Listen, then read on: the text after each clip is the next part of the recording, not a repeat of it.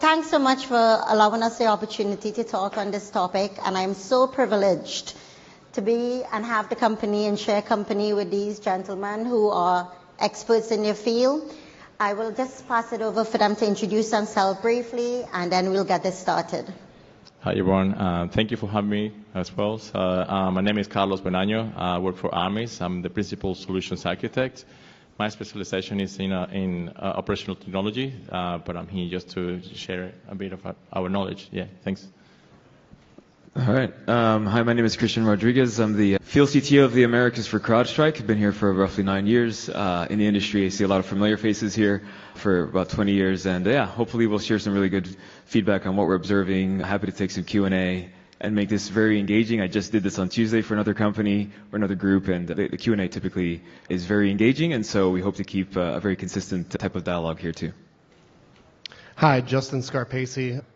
Work for Sevco Security. We're an asset intelligence company. There I work primarily with our managed security service partners and managed service partners and using our solution in their service offerings. Prior to that, I worked at Carbon Black as a contractor for the United States Air Force, for the United States Marine Corps, and also worked in the intelligence community. Great, so thank you, gentlemen. Let me apologize. Nathan Wenzler is unavoidably held up. He may join us, and when he comes in, then we'll just pause, have him introduce himself, and then we'll take it back. Okay, so I want to start off first with a 20,000-foot view of what is the current threat landscape. Everyone here who's tuned in and attending knows about and has seen the grappling headlines, right? About data breaches, security breaches, efforts to destabilize government, political uncertainty, power shifts that we're seeing with AI. I want to throw this out to the panel. How can you summarize, if you were to summarize the current threat landscape? Oh my God, if you were to summarize the current threat landscape, how has it evolved over the last 10 years? And bring your perspective into this, and anyone can jump in. Yeah, I get started with that. So we have seen the landscape of threat attacks growing exponentially, right? So there's no doubt that we have seen a lot of attacks in any vertical possible. Government, we have seen healthcare, industrial control systems, critical infrastructure, and we see that repetitively every time. So the motivation could actually be financial gain, or essentially government, or any potential gain from it, right? So we have seen seen an attack to gaming network, right? Back a few years ago, Sony PlayStation network, right? So essentially, what I'm actually trying to say is that it's not really a stop from what the threat attacks can be occurred. One of the things that I wanted to add as well is that it can actually be as simple as a ransomware, or actually just stealing data from companies. We've also seen the government-oriented attacks, such as with the situation with Ukraine. So we have seen attacks to the U.S. government. We have seen attacks to the pipelines just to actually interrupt fuel supplies. And these actually all come to different types of, again, the motivations, right? And as well as the latest that we actually seen, obviously ChatGPT. We have a lot of discussions today, and we understand now, or started to understand, the dynamics of ChatGPT and how it's affecting the current threat landscape. But at the end of the day, we're also seeing a lot of RAS, ransomware as a service. That's actually something that is quite scary when it comes to the threat in the threat landscape, because we have seen organizations that put together and put a lot of effort in providing tools and different processes, and they just provide that service to everyone. Really, it's actually publicly available. And the concerning part is that they keep doubling the revenue every year. So it's actually quite concerning when it comes to the attack landscape. Yeah, I'll just add to that. So there's a massive e-crime affiliate network that is just evolving very aggressively. And what that ultimately means is you have these e-crime actors that may not necessarily be overly sophisticated with respect to their approach, but when you have this overarching group that provides these services in this marketplace, where this affiliate network is really anyone that has the financial capability to gain access to these services, now you have access brokers that are selling credentials into your environment. And what they're going to do is they're going to post, for example, the profile of your company and the actual industry that you're in and how much revenue you generate and the actual types of permissions that are tied to these user accounts that were stolen. So we were talking about NTFS permissions, a value of the actual number of accounts that have been compromised, and ultimately what that leads to is this profile, or like almost like a shopping network where these affiliates will log in, they'll essentially choose their respective victims in their industries. As of recent even, we saw a reference to whether or not the victim has cyber insurance policies, and that actually will help them basically select if they want to launch ransomware, and there's a higher likelihood of getting paid out under your cyber insurance program if you had some type of ransomware attack. Or another area that we're seeing a lot of is data extortion. So in lieu of launching a ransomware or a piece of ransomware or a campaign of ransomware, they would much rather exfiltrate your data and then show you evidence that they do have your data, and then of course launch your ransomware and say, listen, at the end of the day, we're going to get paid in some capacity because we're either going to leak your data or we're going to run this piece of encryption across your entire environment. Your data is basically gone at this point. And so we're seeing a massive increase in the ease of access that different groups have for these services, because there's a very overarching, also like almost like a multi-level marketing, if anyone has ever sold Avon or Mary Kate in their lifetime, where you can actually go onto this like level and then start paying for smaller services and work your way up this interesting e-crime food chain, right? And this ladder. And so we don't anticipate a slowdown in that, especially with COVID and people sitting at home, and they say idle hands are the devil's workshop, right? That actually has made itself true with respect to the amount of e-crime campaigns we're seeing across a multitude of industries, and it's just going to increase. And couple that with nation-state activities and geopolitical situations that are driving campaigns against more IP-driven companies, I don't anticipate any type of slowdown anytime shortly. Well, just to pick up on that, the prediction is that there's going to be an increase in the volume and the complexity of cybercrimes over 2023. What developments can we continue to see in the next 5 years as techniques become much more sophisticated and novel around how businesses, how they want to evade defenses in businesses and obviously create havoc and disruption? What can we expect to see in terms of these techniques? Yeah, so a couple of things, and they actually tie back a little bit to the previous question. Is really, in the previous question, there was three things that I've seen a lot there. One is ransomware. I think every panelist today or every speaker today has talked about ransomware, and both these guys mentioned as well. I think ransomware, one thing that it did is it exposed a lot of the weakness. It's not that the weakness didn't exist before or that there were novel techniques being used. It's just that there was an overt action being taken that made it very apparent that you were breached. So in a lot of cases, there may have been attackers in a network, but you'd never know it because it was a lot more surreptitiously done. The second one in there is that really what we started to see is a shift back really to the old way of things. So when I first started in cybersecurity, a lot of what we saw were external attacks on external infrastructure, SQL injection, things like that were actual exploits of vulnerabilities remotely. Then it pivoted to people harden up their perimeter, and we had these strong perimeters, and then it pivoted into, okay, we're going to start phishing and coming from the inside out. And then from there, it moved into going back to that again. So what we saw last year is we saw things like VPNs, firewalls, a lot of external infrastructure start to get popped, and then going back to the old way in there. So that was one of the other big trends in there. And then again, Cristian talked great about is that the commoditization of the attack infrastructure. So being able to understand, I could probably teach my parents how to hack somebody's network at this point because it's become so commoditized and the tools are easier to get into folks' hands.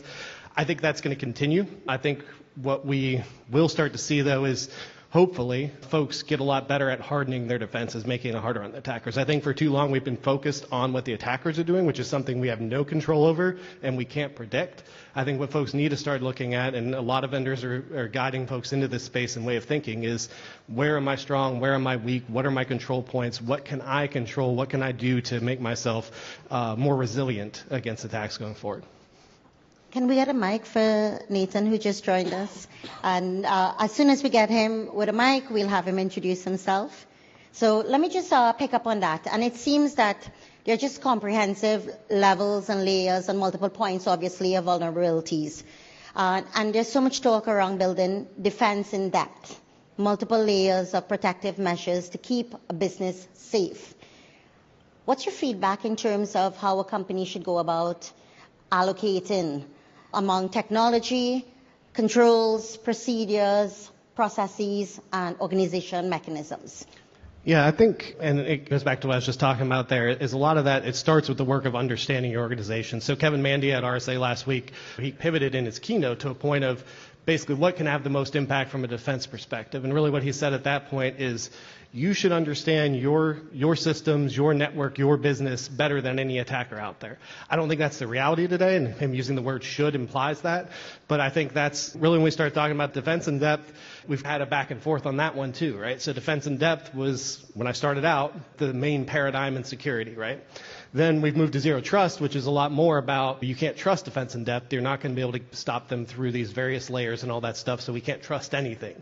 And then, like I said, now it's coming back around to where I think both approaches have their merits. And I think really neither is going to be effective unless you can really start to understand what you have, what you need to do to protect it. And that's hard work. A lot of, again, vendors in this room are trying to make that work easier. But it's hard work to understand that. But it's really where it's going to pay off in figuring out where to put those investments or anything that you're wanting to do from a controls or process perspective or anything. Yeah, I agree that understanding all of your assets, where they are, how they're being used, who has access to them. We've been having conversations with a lot of folks on the lift and shift narrative, where they're taking applications that were on-premise, putting it into cloud services, getting visibility into that, what type of impact that has to local systems. I'm a very big fan of also a lot of end-user awareness training, right, and ensuring that your end users, which are basically like your biggest attack surface, right? Think about phishing, think about things they click on, think about insider threat. That very disgruntled employee, I had a hospital last year call us up and said, hey, one of my guys in IT took a PAM file, 600 accounts. I don't know what those accounts are. That's a problem, right? He can sell them under some access broker marketplace. He can use them himself to come back and do something very malicious. You have patients that are tied to these systems, right? It's very big risk. And so for that recommendation, we suggested turning on MFA, right? Turn on MFA everywhere and as much as possible, and just assess the business impact and understand applications that may break versus who's accessing what. And then start getting a baseline of how your users are authenticating across your network, because if this person has 600 valid accounts, think about what the adversaries have out there, right? So, and that ultimately could lead to something much bigger, lawsuits, again, potential fatalities given the actual nature of their business. And so I think it's very important to focus on end user awareness training, MFA. I'm always a very big fan of MFA. And cyber insurance policy, even, right, to a certain extent. I know we have some topics that came up this week on what cyber insurance does and what it doesn't, and the false perception of protection versus what it's really supposed to help you with. And then a lot of risk categorization, right? Where are my biggest areas of risk in my business? What is actually acceptable? What is tolerated? And then what can we actually mitigate as quickly as possible? And that's going to vary for every organization, right? So. Okay. Nathan, can I bring you in here just to introduce yourself? Thank you so much. Yeah, I appreciate it. I'm sorry, everybody, I was a little bit late. My Uber was running crazy, and that's on me, but I apologize for that. I think the big shift that we need to talk about here is less about individual tactics, about endpoint security or training, which training we have to do, but have you guys met humans before? That's always a hard problem. They still click on things. They love that. I think what we need is a sort of a philosophical shift from defense in depth as we've known it for the last 20, 25 years, where we've built a lot of walls, we've bought a lot of tools, we hope in some regard that the attackers come at us and we stop them, or we slow them down enough so that our response teams can catch them with the damage being minimized. We have to get out of this mode of just hoping that the attackers will bang up against our walls and start moving into a place where we're being much more proactive. So to Justin's point here, like, part of that is understanding the state of your environment. You have to know, where am I today? What's going on in my environment? What's the state of security? Where am I at risk? But we have to start making better decisions around, where do I focus, right? Where do I start to solve the problem? Where do I get ahead of the attackers? Because you don't want to do this when a data breach is happening. Right? When your house is on fire, that's the wrong time to start deciding, like, how am I going to solve the problem? We need to get ahead of that as much as we can. And it's easy for me to sit here up here and say that, right? But the truth of it is we need our organizations to understand the philosophical shift in what we look at security. We've been chasing the attackers for a long time. There's many layers to our defense, right?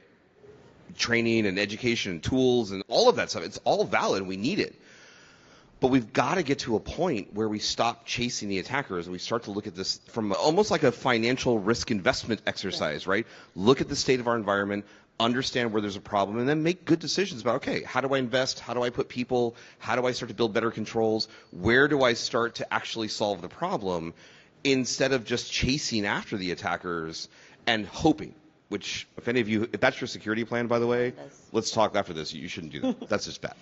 Yeah, Go right ahead, Justin. One quick thing on that, in the user awareness, user training kind of aspect of things is where definitely valid, definitely important, but where we start to get into that a little bit sometimes is almost getting into a blame game of users shouldn't click on attachments in email or something like that. Okay, but what if it's someone in finance that their entire job all day is to open up PDFs in email for invoices? That's what they do all day.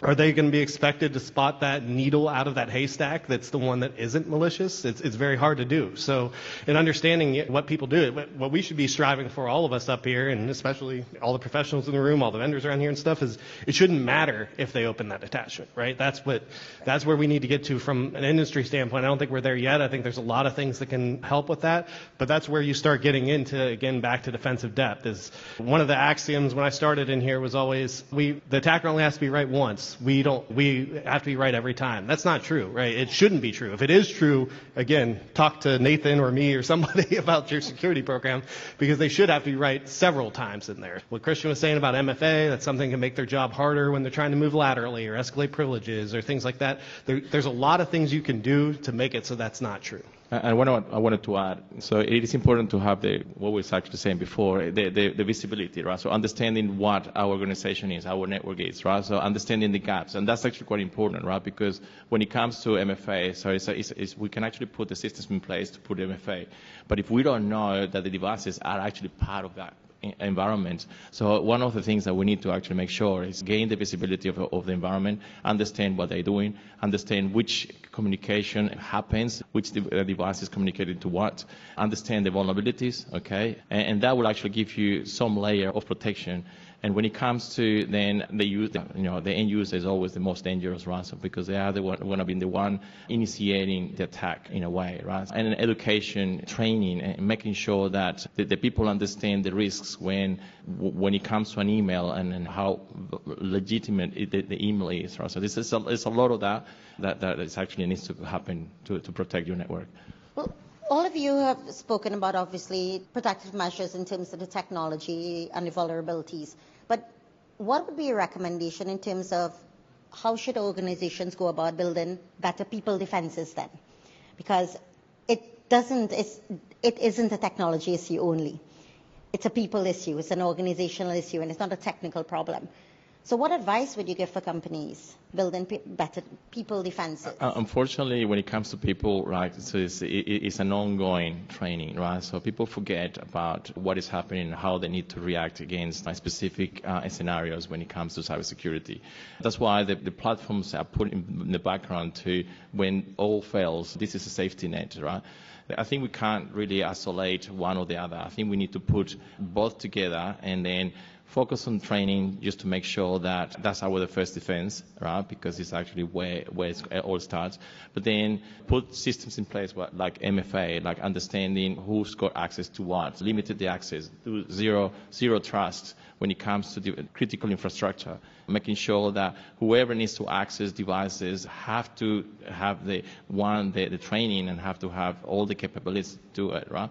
And then isolate, obviously segment your network so that if something happens, then the attack vector only affects something that is not critical, right? Because your critical environment will actually be already protected by your network segmentation policies. And it's a lot to do. I don't know if someone else wants to add. I mean, I think AI is going to revolutionize the way that you treat your employees. I think that building API infrastructure to interact with data and then having employees interact with NLP models and then basically segmenting your data behind those APIs so that the AI engine itself isn't communicating with the data and potentially exposing it. I think that's going to be a major game changer. So think about the concept of if someone had to access certain documents and move them around or submit data, in lieu of having to type it in manually into a document, if they were to interface with some type of AI engine that then spoke to an API, which that API then communicated with a backend database that wasn't exposed to the internet, those are all capabilities that a lot of companies are working on. So I think that AI is going to change user behavior at the end of the day, right? MFA is going to change access. Zero Trust is going to ultimately create this framework that hopefully everyone starts agreeing with, because I'm sure that every company has their own iteration of it, but things like CIS and the Zero Trust framework behind CIS recently is giving a little more consistency in the way that we're hearing customers talk about or adopt Zero Trust. And then there's things like legislation, which I don't necessarily think is going to be immediately impactful, but I also think it has the ability to impact supply chain, right? And securing code around supply chain and third-party software and so forth. And so I think that we are going to, over the next 5 years, in combination with AI legislation, a lot of more consistent framework adoption, I think that should lead to an interesting shift in the way that we're securing data, we're securing our users and so forth. But that also means that the adversaries are still using very sophisticated technologies. They're using AI. Adversaries have access to quantum computing now, so think about encryption breaking very fast as it becomes more accessible. So I think there's some things to keep in mind, that these efforts are just ever evolving as the threats keep up with defenses, or really defenses trying to keep up with threats. And with legislation and frameworks, actually, that's a really important topic, because this area can actually be very overwhelming. There's a lot to do. There's a lot of things to think about. But I think frameworks are designed in a way to help you throughout the journey, right? And step by step, you can actually get an idea of what to do next, right? Obviously, the vendors here are actually here to help through that journey, but it's important to follow a framework to help through the journey, yes. Can I bring you in here, Nathan? I want to get your perspective. And a lot has been said about AI, but how much of it will still be dependent upon what I want to say the traditional internal approaches? Does HR have a part to play in this, in terms of controlling budgets and basically lobbying for much more budgets for training? What part do they have to play? And if they do have a part to play in terms of building a security-centered or security-minded culture where it cannot be the domain of IT professionals to keep a business safe. Did I hear this correctly? We're talking about AI? Pardon me? AI, is that right? I think I have to check and ask it, like how I should answer this question. Look, AI, as we're talking about it right now, the generative sort of language tool that we're talking about in the industry, it's a big deal. It's another tool, right? That's how we have to approach this. Is it powerful? Yeah, of course. Is it dangerous? Yeah. Like, we already see, like Samsung just went through a whole thing a couple days ago about they've shut down access to all their staff because data has been copied and pasted into these tools from their corporate staff, and that's a bad problem, right? You're letting data go out into public that shouldn't be. So, look, I could have this exact same conversation about anything. AI is the hot buzzword. We can all have this conversation for an hour, right? But the reality is that this is, again, it goes back to understand your environment, understand what you're trying to protect, right? You have data, great. That's your intellectual property. That's what you need to protect. Great. How are you going to build controls and be smart around how you protect that data? Revolutionary, right? There's the same challenges and problems, or this, like we've been doing for 25 years. When whatever tool came about, like when cloud was a thing. Are you guys all in the cloud, right? Cloud. It's the same problem, right? Everyone was concerned 10 years ago. Oh my God, our data's going to be in the cloud. Yeah, we're all there now. We're all there. So we know how to use technology. We just have to make sure we're smart about how we do our controls, how we implement processes, how we secure it. AI is a tough one because you leave it up to the users, and I'm going to go back to, like, all three of you have talked about frameworks and controls and MFA. Like, yeah, but humans, like, we've all met people. Like, people are really good at finding ways around the problem. I think if there's two things I know about users is that they're not vigilant when it comes to security, and they're really damn good at hitting the snooze button on our patch management tools or whatever else. They're really good at that. I don't know how people got so good at that, but they did. That's the same problem that we have with AI, right? People are not going to think. They're just going to throw stuff out there. It'll help my job. It'll help me do stuff. I'll just cut and paste a spreadsheet into it. I'll take this database. I'll throw it out there. Part of this is an education thing, right? We have to train our users better, no question. But we also have to start looking at this from a perspective of, stop waiting for the problem to show up at your door and go, oh, now that the data's out there, Now I'll react to it, right? We need to understand, I know what my critical data is, I know what my critical assets are, and I'm going to build a program around proactively getting ahead of that so that my users don't have the opportunity to cut and paste it into something like AI, ChatGPT, or whatever. We've got to make that change. It's not easy, and frankly, it's not sexy. No. It is. It's a lot of hard grind work, right? We're probably all going to be using spreadsheets to try to solve this problem because spreadsheets are our favorite tool. We love spreadsheets. No one loves spreadsheets, but we do. We use them all the time, right? But that is the reality of it. I wish I had some like great silver bullet answer to say, oh yeah, buy this product, you're solved. That's not real. But we also need to not look at this like some sort of great white whale that we don't understand. We do understand the problem. We need to go back to those smart processes that we know to do. Understand the problem, make good risk decisions, and then build the right controls around it for your environment so that, yeah, you minimize the amount of damage and minimize the amount of risk to your organization. That's what we've got to start doing. Yeah, and I was going to say the three things I would say around AI is we can educate on it, we can detect, or we can prevent. Educate is probably the easiest thing to do right now, or at least the one we should be focused on right now, and that a lot of people don't know the impacts of putting this data in there. They get trained in a model and can be extracted and all that. So that's probably the top of my list if we're talking about AI, is make sure that the folks that have access to sensitive data know the repercussions that can come about from using that in an AI tool or a large language model tool. The second one, detect. I don't think there's a whole lot of solutions around that. I'm sure by Black Hat or maybe RSA next year, there'll be 50 companies that detect it or something.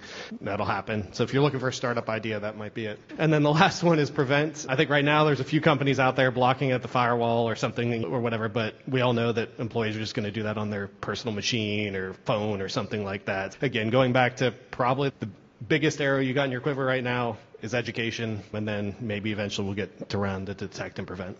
I think very quickly, just we can actually take advantage of the AI as a tool, right? So essentially, to increase the functionality of our internal tools, for instance, you use AI to add context to a specific device on the network and what risk this context actually offers into the network, right?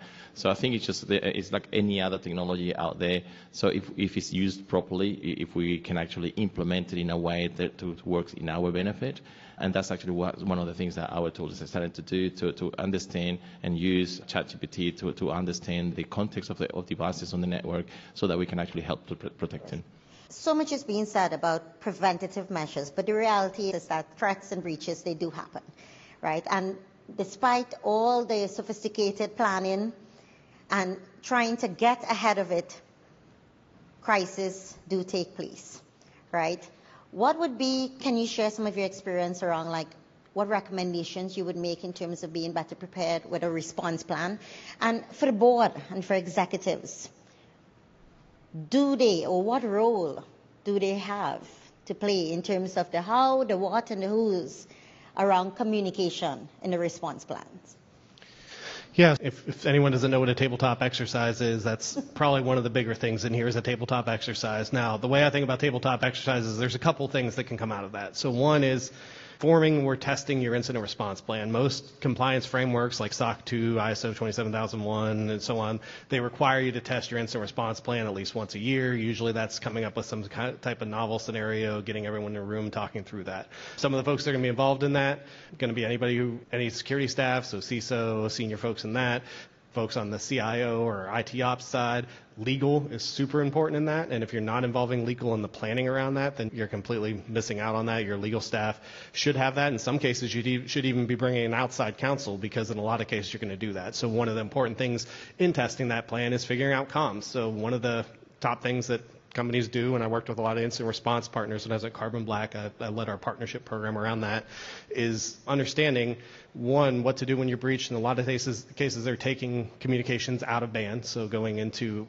backup email addresses or something like that if their email system's compromised. Second one is understanding privilege. So your legal counsel, that's probably what they're going to do at that table there, is tell you, hey, everything, once we identify a breach, mark it as privileged and confidential, and make sure I'm CC'd on the communications and everything like that, because they at least want the ability to protect and fight privilege. And then Yeah, so I think that's a big thing in that. And then the other thing that you can do that a lot of folks don't know about, and I like to evangelize a little bit on in working with a lot of incident response firms, is you can work with incident response firms to, if you don't already have a retainer with them or you don't have a cyber insurer that provides a retainer, is you can get a $0 retainer with a lot of firms. What that does is that works out a lot of the process of when you have an incident, which firm are you going to work with? Do they take the cyber insurance that you have? All the legal paperwork that has to get out of the way and stuff. You're not trying to do that on the worst day of your life. You've already got that stuff out of the way. You're already cleared. And like I said, it's called a $0 retainer because it's $0. It's just lining that up in case you need to break glass. Yeah, so I'd love to add to this because that's great advice, by the way. I mean, like, get ahead of it, get your legal portion signed up or lined up before the whole thing happens. But what I often advise people is we need to remember something about what we're trying to do here. Right? When a crisis happens, when a security incident happens, this is no longer a technology problem. This is a business problem, right? And all of us, every one of us who's been in security for our whole careers, right? We fall back to what we know. I came up 20-something years ago in IT. I was a desktop analyst when I started, right? I fucking installed drivers. That's what I was doing. That's my life. But we fall back to technology because that's what we know. That's what we came up from. All of us came up from something tech. Yeah. But it's not a technology problem. This is where we fail as incident responders, is we look at the problem and go, oh, it's a breach. I'm going to get a bunch of techie people involved. I'm going to solve the problem from a technology standpoint. I'm going to contain it from a technology standpoint. And then we're going to fix it from a tech, and we're done. Except that we haven't addressed legal, finance, HR, communications, PR. If you're a public company, how are you in front of the public and talking to them about this? We have to stop thinking like technologists. We have to start thinking like proper risk management professionals. That's where we have to be. And so part of that advice is lining up your teams when things are going to go wrong and having the legal part of it done. And it means having a communications person part of the team. It means having HR involved, finance involved, because if there's loss, you need a financial person involved to talk to you about how much damage is being done, how you prioritize that. All of these factors, they're not technology factors. And I know I can probably, if I look around this audience right now, there's probably some people going I don't know. I'm telling you, I've done this 1,000 times with things. You have to bring these folks in. You have to have legal, HR, finance, communicate. They have to be there at the table. We're really good at solving a technical problem. They need to help us solve the business problem because that's really what's happening, is a business incident. And the more that we build a better team around that, the more that we have that sort of business-minded focus on what we're trying to do, that's how we can solve the problem better. We still have to be good technologists. We still have to contain it and eradicate the ransomware, whatever the terrible thing is, right? You still have to do that. But having those other folks involved in the program, having those people on the team, that's how you win the day, period. It's not a bad idea to emulate it, right? If you've ever seen the episode of The Office when Dwight basically emulates a fire and then just pure chaos ensues and everyone's trying to jump out windows and go through ceilings and so forth, right? If you did that from a cyber perspective, it's actually not a bad idea. By the way, I'm not endorsing setting your place on fire or emulating that, but going through exercises, doing that tabletop exercise and understanding which business units are involved and how they're responding, and go through an emulation exercise a few times and see who's panicking or who's breaking processes, or if there's something that you have defined that actually doesn't make sense in terms of that response, right? Just understand it. It's not a bad exercise to just go through it and see. Sometimes it's good to see how ugly it really is, right? And know that, you know what, we have people that panic a lot, and maybe we need to start fixing this now. And to your point, it's beyond the technology problem. It could be just overall process and lack of following through, right? And that comes back to still understanding your business, right? So I'm sure JBS Foods was a very public breach, one of the largest meat processor suppliers in the country. I think it was about a year or two ago. And one of the big things at that time is their whole business is shipping very perishable items from place to place, right? And these things, if you can't ship that, which they couldn't in that case, it was basically their order processing system or the logistics system was what was encrypted with ransomware. You literally have tons of meat that's going to sit there and rot while you're trying to figure this out. So understanding when we have this, okay, we got a backup solution. Have we tried in a an actual exercise restoring from those backups? Have we tried, hey, if we can't ship this stuff, what's our backup plan? Can we bring in refrigeration units? What can we stop our suppliers from sending us more meat? Because maybe they have that. Those type of things are things you want to think of in advance in that scenario. And please don't set your office on fire. I want to emphasize that. Thank you, by the way. I love that example. But please, none of you actually set your office on fire. Don't do that. So we're being prompted to wrap up, but so much is being said, right, around this is a business problem, and it will continue to become a business problem. Yet, when we speak to executives and we talk about the investments that need to be made, they say, that's not in our IT budgets, right? How much is sufficient in terms of the investment that they're supposed to make? How much is enough investment? And I know that's not even a question, right? But how much is enough investment? And how should the board executives go about aligning and prioritizing budget allocation? And this will be our last question, so I'll let everyone. I think I'm just going to, just a quick comment, right? So how much does it cost you to actually interrupt production and not really produce for a week or two while you're actually resolving an incident, right? And I think that's the key part of analyzing, understanding what is the loss when there is an incident. All these people working together, trying to recover and not to lose production like the meat that we were discussing before. And that's your budget.